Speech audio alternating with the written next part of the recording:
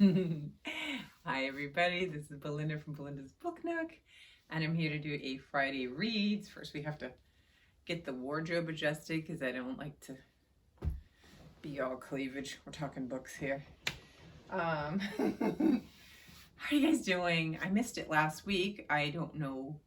I thought I was going to do one and then time slipped by and I said, well, I'll do one late, and then that didn't happen. So here we are on this Friday to give you an update of where I am reading and see what you guys are reading, and to also panic a little bit because it's officially hit me that it's like, sorry, taking my socks off, getting comfortable while I talk with you, that we are approaching September, and so I really have September, October, November, 3 months left of reading for this year, because I think that I'm going to stick with my decisions for December like I did last year, and I'm going to not do any TBRs, take that time to reflect on the year of reading, think about what I want to do for the next year, and just, it is a blur. December's a blur. It's a holiday month, vacation, people coming in, flying out, all that. So I just don't want to add to it with the stress, although books shouldn't be stressful. But they end up being that way sometimes when I'm in a rush and things are going crazy. So I think I'm going to stick with that. So that means I have 3 months left. And I was looking through my journal, my book journal, which has not been finished yet as well, and looking at all of the plans I had for this year. And I'm like trying to think about how do you pack those things that I haven't done into 3 months. I know people do like their mid-year panic. I should do it next year. I think it's really cool to kind of see where people are, and to see where I am would be interesting. But I didn't, because at that time I knew that I was like falling behind on a lot of things. And sometimes I just want to keep my eyes closed to that and be like, well, that's what happened that year. So, but maybe next year I'll do that. But I am thinking about it. It's definitely, I haven't done a video, but I'm definitely thinking about, things that I had wanted to do, the goals that I put out in the beginning of the year for myself. There's some that I hit and some that it just never happened. And so, that's where December comes in really good, because I can really sit and think about, what I really want, what I am capable of doing, and try to get them closer together, because I have always big plans, but it doesn't always pan out. So, and you can hear it in my voice already. It's like we go through, a break from allergy, usually in the winter, and then spring comes and there's a little reprieve, and now I'm back again, like with the feeling and everything. So, it is what it is. All right, so let's talk about what I've been reading first, because I have lots to talk about. And no matter what, even when I think I'm going fast, I still average, if you look back at my videos, they're about always like a minute, maybe difference, maybe 30 seconds difference. And when I'm filming, I think I'm moving along. And then when I go hit stop, I'm like, are you kidding? I talk that long? So thank you for anybody that ever watches the videos from beginning to end. I appreciate it. I know it helps. They say the algorithm and all those things. But I appreciate people that watch to the end, because I get a little chatty. Okay, we know that. If you've been around long enough, you'll know that I am a little chatterbox. So, this is the first. Let me see. Do I still have my? I don't. This is the first book I finished in the month, and it was Decent People by Deshawn Charles Winslow, and this is for the Read So Lit book for the month. And so I definitely flagged it up, and I enjoyed it. And we have this weekend, if I read it right, this weekend is the actual book discussion, so we'll get a chance to talk about the book. It was really good, and I think it'll be interesting to see what other people say about it. And so we'll see. I don't know if I've mentioned to you guys though that I've been doing I do my flags, but I do keys for them. So I'll put the title and then I put the categories. I think I did last time. So this is the thing, when I film like regularly on a schedule, I kind of know what I talked about 7 days ago. But when I don't, I can't remember. I'm like, did I say that? Did I show that? Oh my God. So I apologize. But yeah, I always put like a key. And it'll vary how many I'll have. I color code the tabs. So for example, in this particular book, I have characters, historical facts, quotes, and clues. And I didn't have a huge amount of clues until the end. And I think because I was closer to the end, I was like, I kind of got this. So, but I do like to look at it and then also to go back and look at, especially like things I want as quotes to put in my book, and also historical facts for things for me to go research further, or just to write down so that I will remember them. So yeah, that's how I do it in my books. And I don't know if I said that last time, but that's something I guess I should talk about more when I talk about like book chats about the books and things like that. So there's that first book, and I was pretty excited to get it through really fast. But then I thought about it and I'm like, that was kind of dumb, because my fear of like not reading it and finishing it in time kind of made the opposite. So now I have to go back and review it probably tomorrow just to make sure that I remember what I read, because like it goes many books do that. So, and especially when I go right from one book and I go into another one, I don't sit with it long enough for it to really like unprocess and think about it. So yeah, so there's that. And then the next one I did tell you guys is All the Lonely People, and I still haven't decided if I wanted to take that autographed edition sticker off. I probably will leave it there at this point. But this is by Mike Gale. I got the Target edition of the book. It was great. Oh my God. I really like this book. I like it for so many reasons. I'm getting comfortable. Can you see? The whole body language changed. It's Friday, so let's just be happy, right? And comfortable. This one was so good because it had, I loved all the characters in it. It felt like how when you read a cozy mystery, you know, the characters all were just darling, you know, and it's just what I needed. It's great.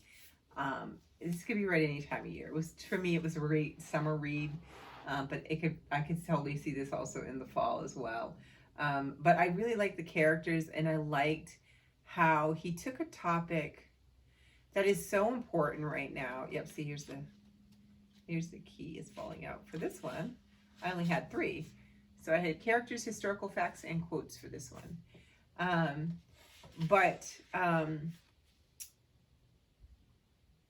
He took a topic like loneliness, you know, and really created a story that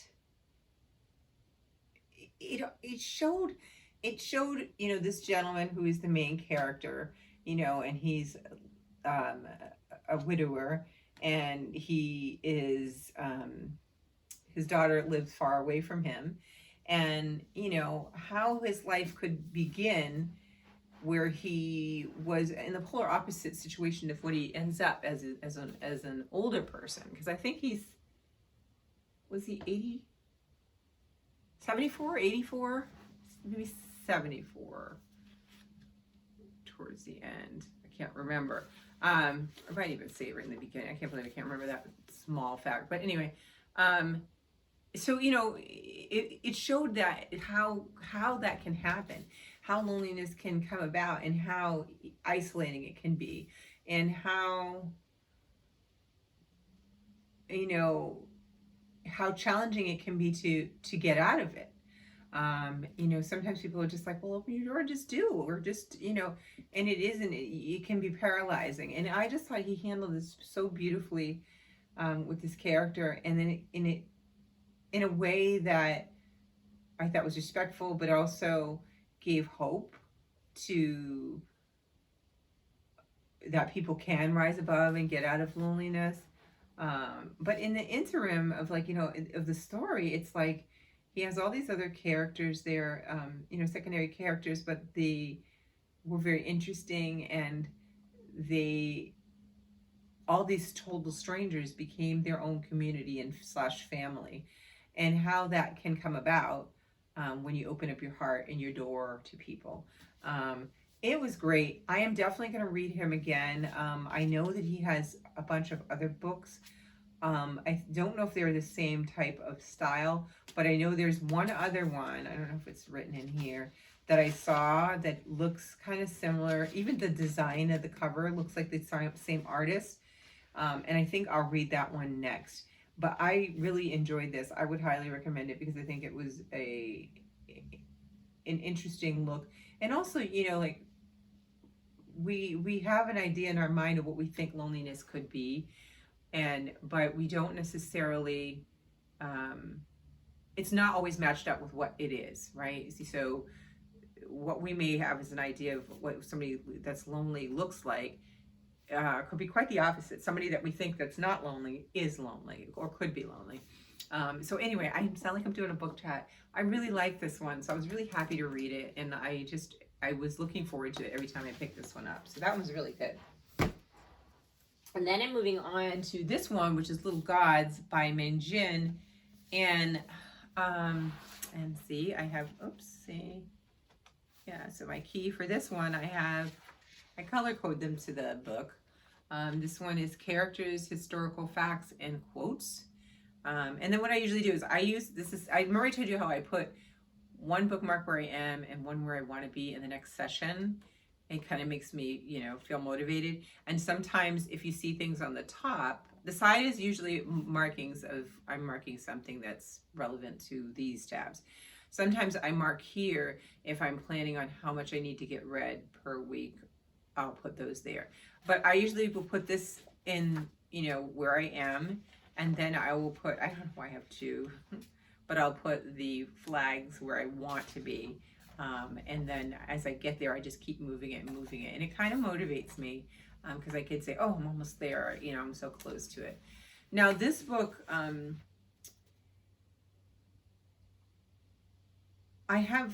don't know what page I got on when I finally got into it.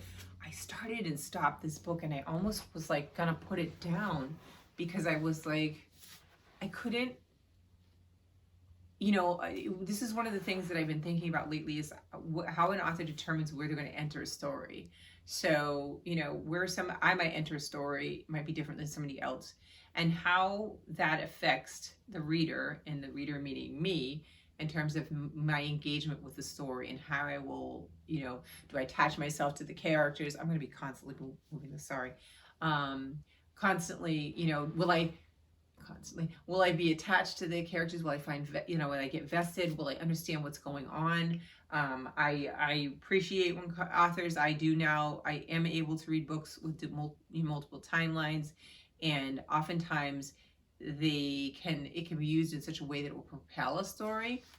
But I feel like this one started, and I don't know if it's a cultural difference or, you know, I just felt like it started at a weird spot, and I was like, I couldn't find my grounding. That's it. That's the word I wanted to use. I think when I was talking to my husband when I started this for the second time, I was like, I can't get my grounding. So like, what?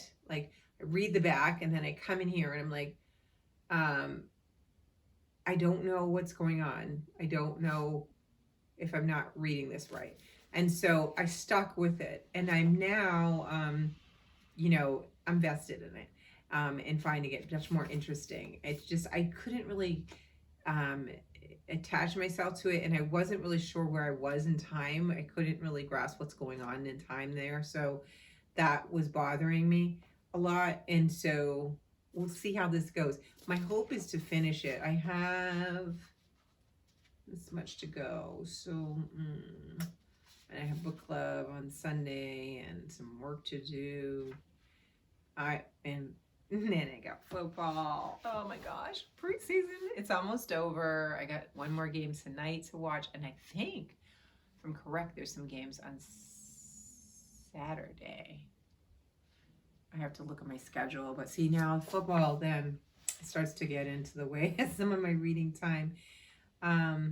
So if I can finish this, this would be my goal. I wanted to finish this, and then what I wanted to read after that would be one more book for this month, and it was going to be this one by James Baldwin. And look at it, it's teeny. So if I finish that this weekend, I would have like 3 or 4 days before the month's over to finish this, and it's 100 pages. Now I know like you all probably could sneeze and it's done. You're like finished reading it. For me, even though it's 118 pages, it'll be like me like this. It might take me longer than the average person, but I am hopeful because it is small, and if it grabs me and I'm really like, oh my God, what is happening here?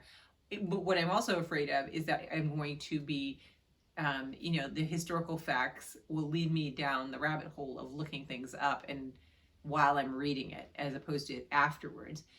Which will definitely slow this down and it won't happen. But if I can, the goal is to finish both of these two. And then I'll have had 4 books this month, which is a nice little number for me. So there's that. I want to also, like I said, the book journal is coming along. I'm going to do a little more in here.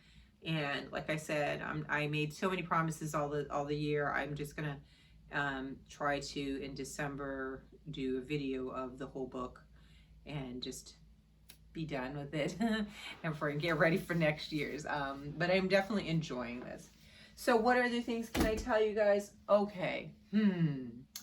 So remember I told you last time when we were in the last video, I bought this one and this one from the hardcover 50% off at Barnes & Noble. And I'm super excited. And I'm really excited to read this one. It's like a satire. This one is unknown to me, and I kind of like that because I don't have anybody to tell me whether they think it's good or not, and I can discover it on my own. So there's that book.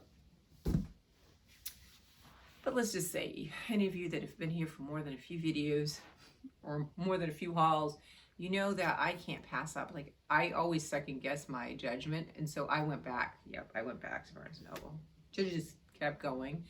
But I went back probably a few days later after I talked to you about those two. And there was one book that I wanted to go back that I kept saying, I kind of think I should go get it. I'm really curious about it. I want to read it, and it's 50% off, and it's beautiful. And I'm curious, so let's go for it. So I went back and I got it. And you're going to agree with me 100% that this is so beautiful. This book is called The Daughters of Madurai, I guess, by Rajashree Varia. And okay, first of all, it's like peacock feathers with gold and white letters. And then just look at it. First look at that. Okay, I'm gonna, hopefully my lighting, it's crappy because it's pouring. Like, I feel like I'm gonna get off this and build an ark because it's been raining all day. It's raining, not just raining, it's like pouring down. And it's dark. So I don't know if the lighting is doing this any justice, but it is so gorgeous. But okay, so the cover is gorgeous, right? Even the back, wrap it around, pretty on the spine, everything, right? But look, the edges of the pages are like this, it's a greenish turquoise color that goes with the things. And then if that's not enough, look at that. I mean, hello. Like saffron, right? There's the author right there too. Okay, so now that we've Googled about it, I had to go back because I bought this book for like $13, a little over $13. Okay. Tell me you, the book lover, because I know you all know this, you would have went back for this book too. Or if not, it would have caught your eye in the first time and you probably would have had to go back. You would have got it the first time. So I'm really happy because I just love looking at it. Sometimes books just make me happy. And if the book is half as good as the cover, we're going to win. I'm going to tell you about it because I have one more book because I couldn't let this book go out of the store alone. So I bought 2 more books, not 1, but 2. So this one is, it says, how far would you go to protect the ones you love? Madurai, I think that's how you say it, 1992, Janina lives with her husband and mother-in-law in a village on the outskirts of the city. She's told she's useless if she can't produce a son, or worse, if she bears daughters. Janina is allowed to keep her first baby girl, but the rest are taken from her. when they are born and murdered, but she can never forget the daughters she was never allowed to love. Then it goes to Sydney, 2019. Neela has a secret, one that she has been keeping from her parents for too long and is finally ready to reveal. Before she can say anything, her grandfather in India falls ill, so she agrees to join her parents on a trip to Madurai. Neela knows very little about where her family came from or who they left behind. What she's about to learn will change her forever. And this is a debut novel by Rajashree Varaya. And I just think it's going to be really interesting. It's hard to get your heartstrings. I think while I'm reading, I'm just going to keep adoring like this beautiful, beautiful blue, bluish green on the edges. So doesn't it sound good? So that's the one. I know, I went back. I did it. Nobody's going to make me return it. And then I was like, well, I'm still here. Let me look through the list again. And I saw a couple that I was thinking about. And there's still one, but it was a YA that I'm on the fence about, that I did have as a curiosity and that I wanted to check out as a new release. I think that sale is over, and if it is, then that would mean that I should get it, right? See, I do that. That's another thing I do. But if it's still on sale and I happen to go by there in the next week, I might pick up one more book. I'm just being honest. It's best to be honest. Okay, so this one's called Ada's Room, and it's translated by John Cho Polizzi, and it's by Sharon Dadua Oto. And this is a cover. It's kind of a cool looking cover. And then this one is about 4 women, 4 generations, all connected. You know, I like stuff like that. A woman in 15th century West Africa named Ada buries her child and confronts a Portuguese enslaver. A woman in Victorian England named Ada Lovelace, a mathematician genius and computer programming pioneer, tries to hide her affair with Charles Dickens from her husband. A woman named Ada, or Ada, it could be Ada, I don't know if people are saying Ada or Ada, imprisoned in a concentration camp in Middelboe Dora in 1945, will survive one more day in enforced prostitution. Connected by an unknown but sentient spirit and a bracelet of fertility beads that each Ada encounters at a pivotal moment in her life, these women share a name and a purpose. As their interwoven narratives converge on a modern-day Ada, a young Ghanaian woman who finds herself pregnant and alone in Berlin, searching for a home before her baby arrives. Their shared spirit will find a way to help her break the vicious cycle of injustice. This novel is the feat of imagination and breaks down simplistic notions of history as a straight line. One woman's experience matters to another's 400 years later on a different continent. In this deeply moving, at times mordantly funny, ultimately hopeful book, there's a connection between all those fighting for love, for family, for justice, for a home. Sounds really good. Whoever wrote that blurb, they got my attention, and this is the author, a picture of her. So those are the 2 books that I picked up. I almost bought another 5th one. And then, let's see, what else am I going to tell you? Oh, and then this, I got this. Isn't this so cute? So this is the Himalayan salt. You know, there's stories that it's supposed to be, you get health benefits from it, that it produces stuff in the air that's supposed to be helpful. I saw this when I was at TJ Maxx, and it was just so cute. And in my craft room, I have a lot of different like little cutesy things. And in the fall, especially, like I have lights and twinkle lights, and I like to make it look, you know, magical. And this one, check it out. You put the little light on, and it changes colors when you put the switch on. So this is like on my desk. So it's just so cute, and supposedly supposed to be giving me health benefits. So if you see a TJ Maxx near you, you might be able to find one. Cute little gift too. It's cute to go on the desk, so I thought I'd show that to you. And then the only other thing that I think I'm going to be reading this weekend is a couple articles out of my ACLU magazine that came, and this is Future Forward, a new generation of attorneys and activists is charting a path for progress. There were a couple articles in here that I specifically wanted to, I think I wrote it. This one was interesting to me. Jury justice. 25% of eligible Black residents in Manhattan have been disqualified from jury service. A class action lawsuit challenges that exclusion. This is what I like this because there's just things that you can't catch or know everything that's going on, but they always include something in there. So there's that one.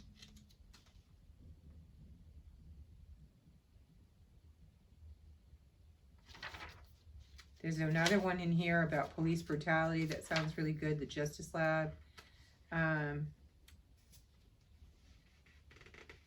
Yeah, and then I think there's one in here about immigration that I want to read too. So I'm really excited to sit down and read some of these and see what they're about. And they're going to cut me off because I haven't renewed my membership, so I need to get on it or I won't get the next one.